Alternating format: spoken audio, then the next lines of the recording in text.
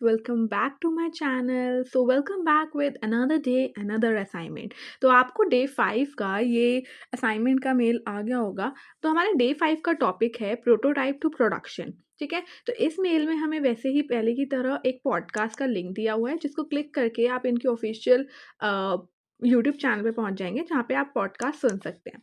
फिर उसके बाद इन्होंने हमें दिया हुआ है वाइट पेपर का लिंक जो कि कुछ इस तरीके से है। और अगर आपको इस वाइट पेपर को डाउनलोड करना है तो आप यहाँ पे पॉप आउट वाले ऑप्शन पे क्लिक करके और यहाँ पे फिर आपको डाउनलोड का ऑप्शन दिख जाएगा, आप इसको डाउनलोड कर सकते हैं। ठीक है, तो बढ़ते हैं हमारे असाइनमेंट की तरफ। तो हमारा जो पहला टॉपिक है आज असाइनमेंट का, वो दिया हुआ है कि हम ए यानी कि एजेंट टू एजेंट प्रोटोकॉल को हम यूज़ कैसे करते हैं जिससे कि दो एजेंट्स आपस में इंटरैक्ट कर सके। ठीक है, और दूसरा जो असाइनमेंट है वो है डिप्लॉय करने का एजेंट को, और ये कम्प्लीटली ऑप्शनल है बट इसको भी हम करेंगे कवर। ठीक है, so deploying your agent to agent engine on Google Cloud.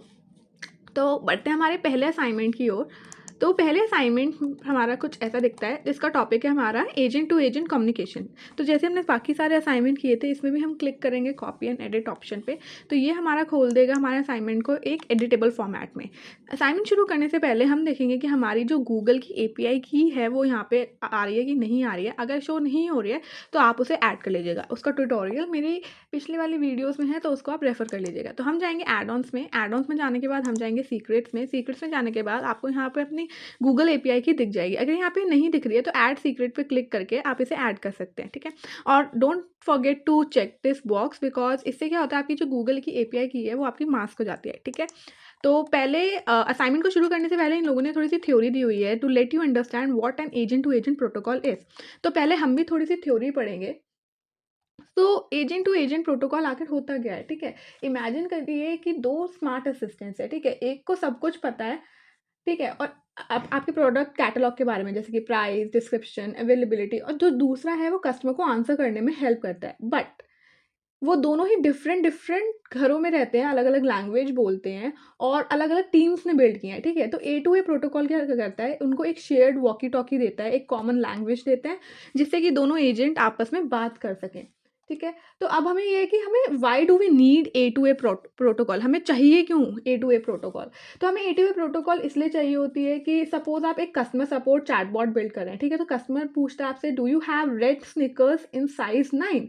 तो चैटबॉट जो है उसको इन्वेंट्री के बारे में नहीं पता है, सो नहीं, तो वो दूसरे एजेंट से पूछता है कि जो प्रोडक्ट कैटलॉग है जो कि दूसरी कंपनी ने बिल्ड किया है, दूसरे सर्वर पे चलता है, और पॉसिबली वो जावा में लिखा हुआ है, जावा में लिखा हुआ है, बल्कि जो आपका चैटबॉट है वो पाइथन में लिखा हुआ है। ठीक है, तो A2A क्या करता है, वो A2A के प्रोटोकॉल की मदद से आप बात कर सकते हैं। तो A2A प्रोटोकॉल क्या करता है, आप अगर होगा वो तो आपका चैटबॉट कहेगा कि hey product agent, do we have red sneakers in size M।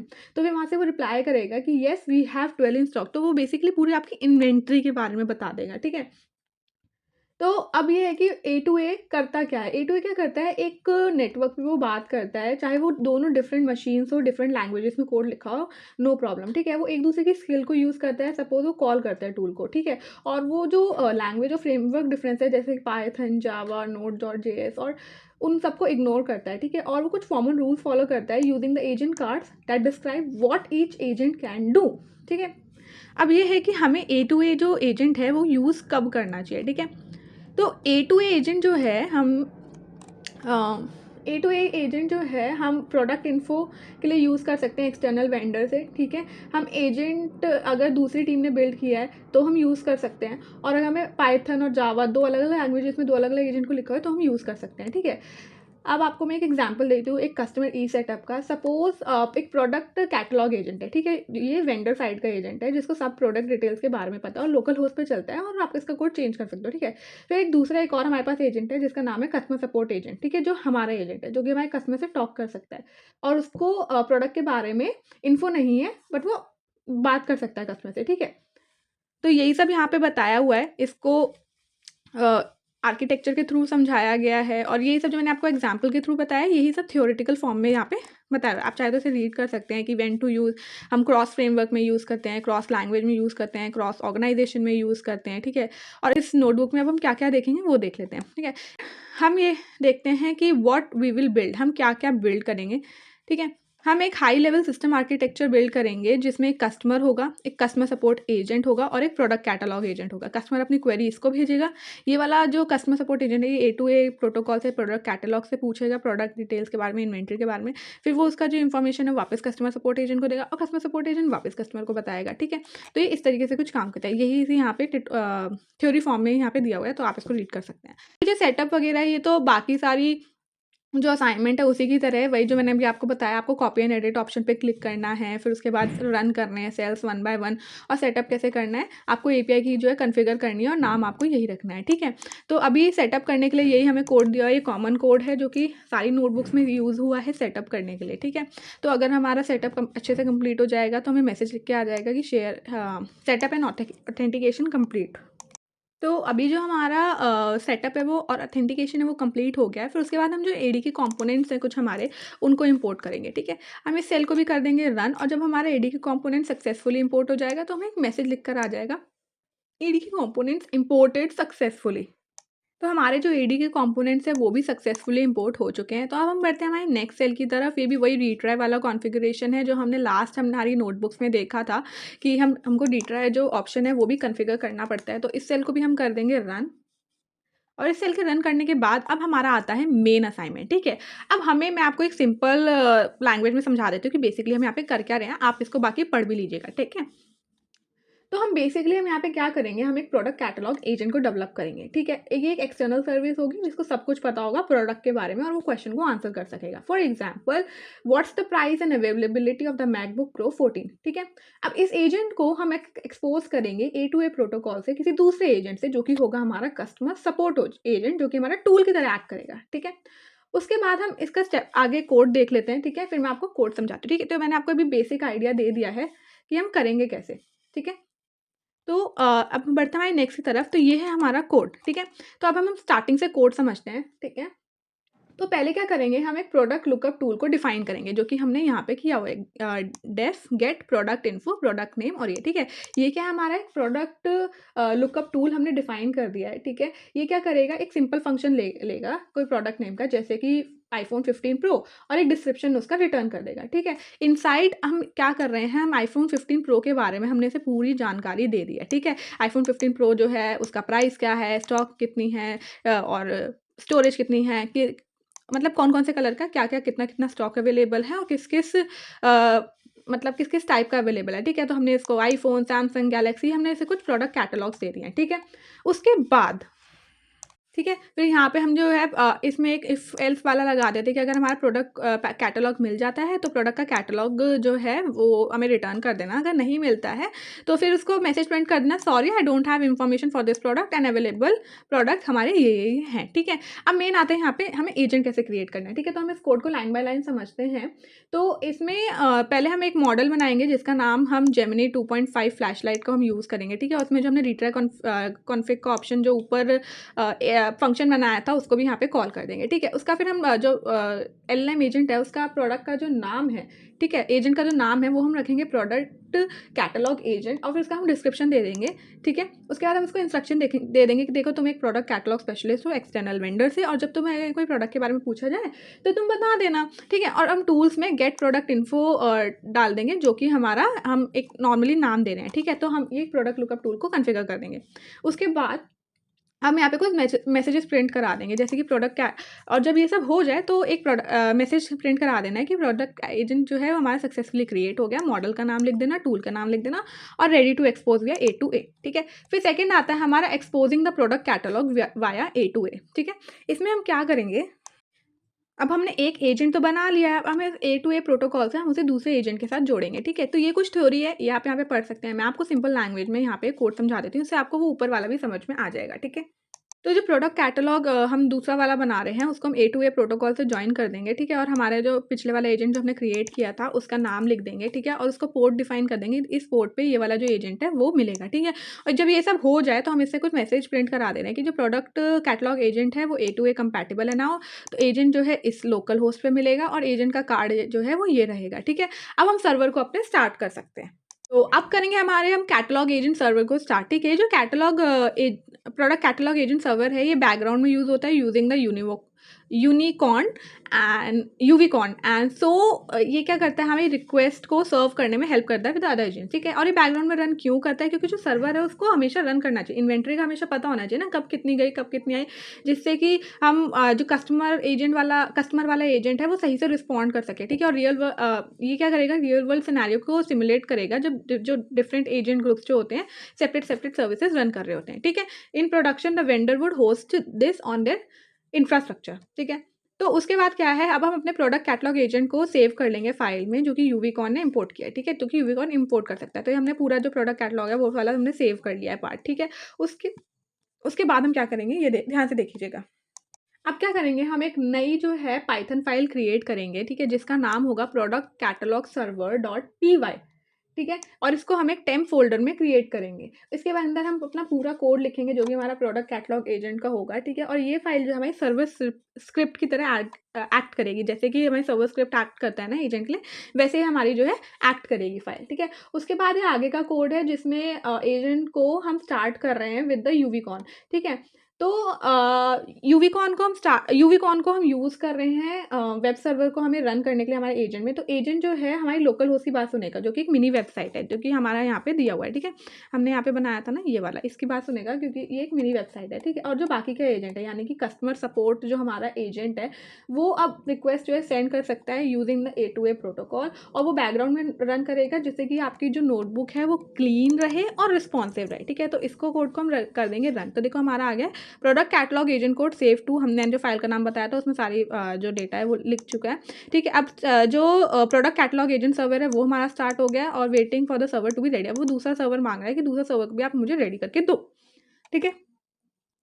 और ये वाला तो वही मतलब इफ एल्स वाला स्टेटमेंट है। अगर हमारा स्टेटस कोड जो है वो 200 है तो आप प्रिंट कर देना सर्वर का यूआरएल और एजेंट कार्ड, ठीक है। एल्स आप ये प्रिंट कर देना कि जो सर्वर है हमारा अभी रेडी नहीं है, तो चेक मैनुअली इफ नीडेड, ठीक है। देखो यहाँ पे आ गया ना प्रोडक्ट, अभी हमारा सर्वर रेडी है, ठीक है। तो इसलिए हमारा ये वाला जो लाइन है ये प्रिंट होके आ गया, product catalogue agent server is running, और सर्वर का यूआरएल दे दिया और एजेंट का कार्ड दे दिया, ठीक है।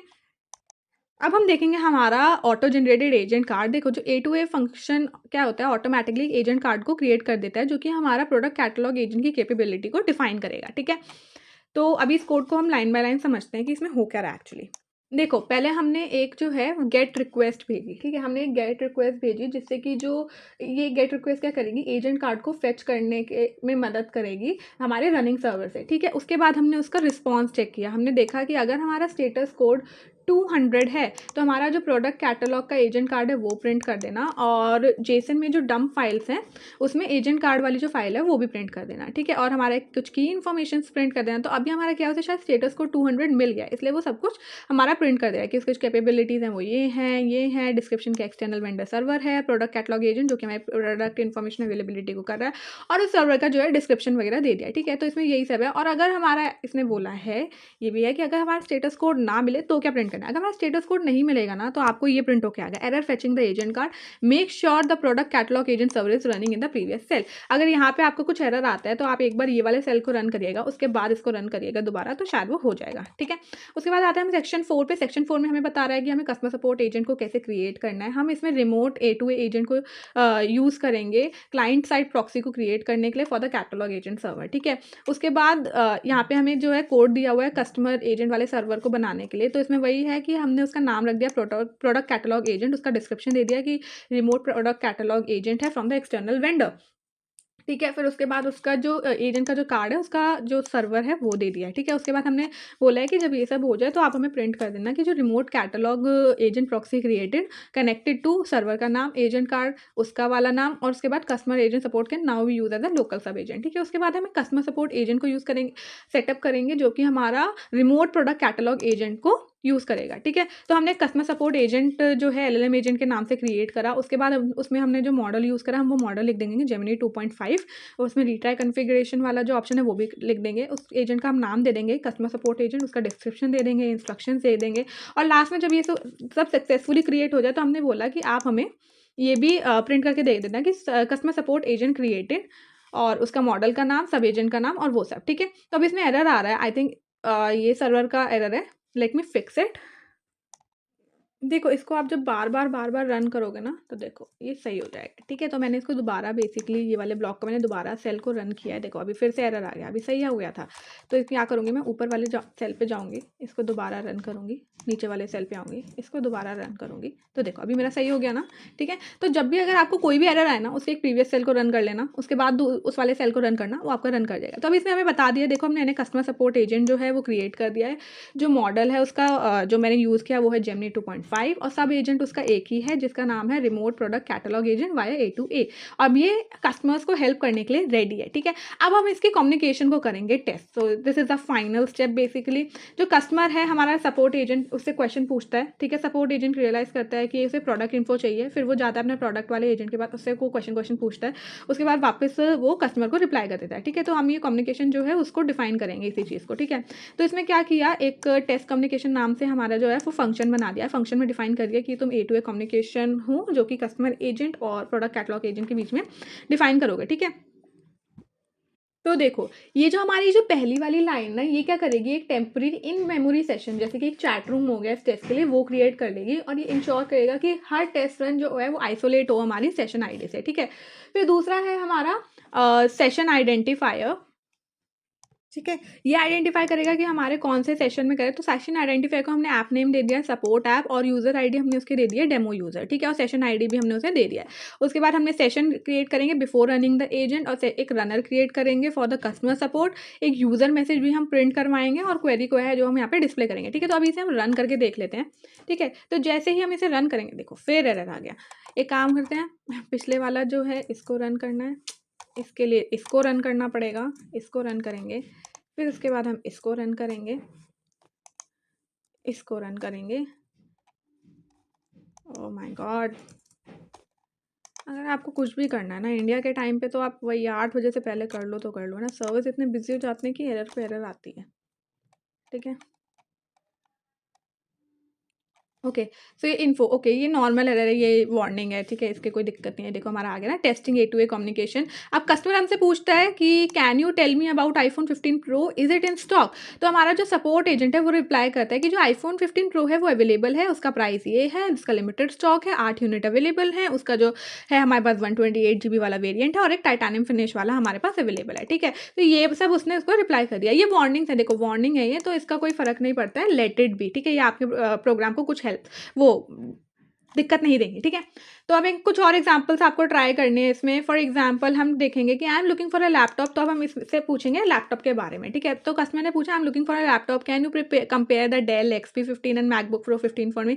तो एजेंट इसका रिस्पॉन्स करता है, देखो डेल के बारे में वो इन्फॉर्मेशन दे देता है, मैकबुक प्रो 14 के बारे में इन्फॉर्मेशन दे देता है। फिर हम इससे और भी कुछ पूछते हैं, जैसे कि ये वाला क्वेश्चन, ठीक है? कस्टमर ने उससे पूछा कि भाई सोनी का जो है उसका प्राइस वगैरह क्या है, तो कस्टमर तो एजेंट ने उस हिसाब से उसे रिप्लाई कर दिया, ठीक है? अब हम इसको देखेंगे कि एक्चुअली में हुआ क्या। देखो, कस्टमर ने पूछा कस्टमर एजेंट से कि can you tell me the price of the 15 pro.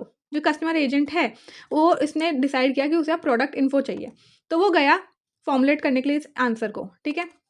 उसने फिर उसके बाद remote A to A agent यानी कि क्लाइंट प्रॉक्सी से पूछा कि प्रोडक्ट कैटलॉग एजेंट को कॉल करो। प्रोडक्ट कैटलॉग एजेंट जो है वो हमारा कॉल हुआ और उसने उसकी सारी जो इन्फॉर्मेशन है प्रोडक्ट कैटलॉग सर्वर से निकाल के दे दी, ठीक है? अब प्रोडक्ट कैटलॉग सर्वर से उसने सारी इन्फॉर्मेशन निकाली, प्रोडक्ट डेटा को जो है यहाँ पे रिटर्न किया, यहाँ पे आया, फॉर्मुलेट हुआ सारा आंसर और जो कस्टमर एजेंट है हमारा उसने वापस वो जो है जो फाइनल आंसर था उसके जो मेमोरी में पड़ा था, जो भी हमने वो याद है पैराग्राफ डाला था, उसके हिसाब से उसे दे दिया, ठीक है? तो ये सब हमारा हुआ। तो ए टू ए जो प्रोटोकॉल कम्युनिकेशन है वो इस तरीके से हमारा काम करता है, ठीक है?